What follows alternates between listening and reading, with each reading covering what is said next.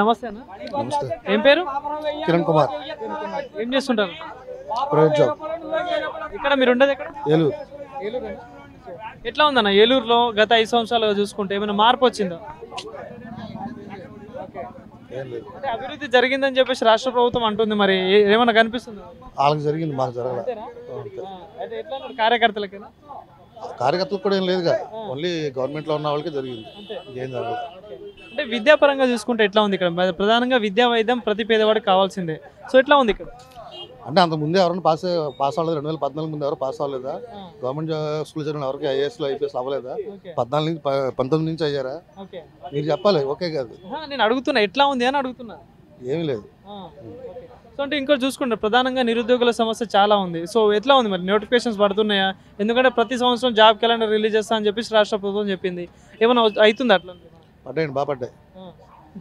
పడ్డాయి నిజంగా అంటున్నారా? పడ్డాయిలో జనాలు తెలుసుకొని మళ్ళీ మమ్మల్ని ఎందుకు అడుగుతారు? బాగా పడ్డాయి. సో మరి ఏలూరు విషయాన్ని చూసుకుంటే ఇక్కడ ఎట్లా ఉంది? ప్రధానంగా అంటే మా ఏమైనా ఇండస్ట్రియల్ రావడం కానీ ఏమైనా ఉపాధి కల్పించడం కానీ ఎట్లా ఉంది? అంతకుముందు టీడీపీ టైంలో వెమ్ టెక్నాలజీస్ అని వచ్చిందండి, ల్యాండ్ పూలింగ్ అనేది జరిగినాయి ప్రభాకర్ గారి టైంలో. ఇప్పుడు ఇంకా అలాగే ఉందండి, చెట్ల మీద వేసిన పెయింట్ కూడా పోయింది. సో ఇక్కడ పాలకుల పనితీరు ఎట్లా ఉంది మరి లోకల్గా? చెప్తే కోపం అవుతుంది. అంతే అంటారా? సో దగ్గరలో ఎలక్షన్స్ కూడా రాబోతున్నాయి. సో 5 సంవత్సరాల తర్వాత మళ్ళీ ఓటు వినియోగించుకునే హక్కు వచ్చింది. సో ఎట్లా ఉంటుంది మరి ఈసారి తిరుపతి ఎట్లా ఉండబోతుంది? ఎవరైతే తల్లిని చెల్లిని చూసుకుంటారో, ఎవరైతే ఒకటే రాజధాని అంటాడో ఆడికే వేస్తాం ఓటు. అది నా పర్సనల్ ఒపీనియన్. ఇండైరెక్ట్ గా టీడీపీ చెప్తున్నాం కదా, టీడీపీ.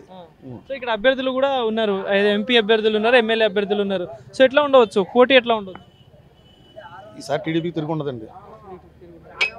సో సెంట్రల్లో చూసుకుంటే బీజేపీ గవర్నమెంట్ ఉంది, గత 10 సంవత్సరాలుగా ఉంది. సో ఈసారి కూటమిలో భాగంగా ఉంది బీజేపీ కూడా. సో ఎట్లా ఉండొచ్చు మరి సెంట్రల్లో జరిగే అభివృద్ధి కానీ ఇవేమన్నా కలిసి రావచ్చు అంటారు? బీజేపీ బాగా చేసిందండి, అందుకే కదా 4 ట్రాక్ 6 ట్రాక్ చేసింది. తర్వాత చిన్నవటపల్లి నుంచి గొల్లపూడి సెంటర్ వరకు అవుటర్ రింగ్ రోడ్ వేస్తుంది. సో సెంటర్ పైన కేంద్రంలో బీజేపీ, స్టేట్లో TDP. Thank you. Thank you.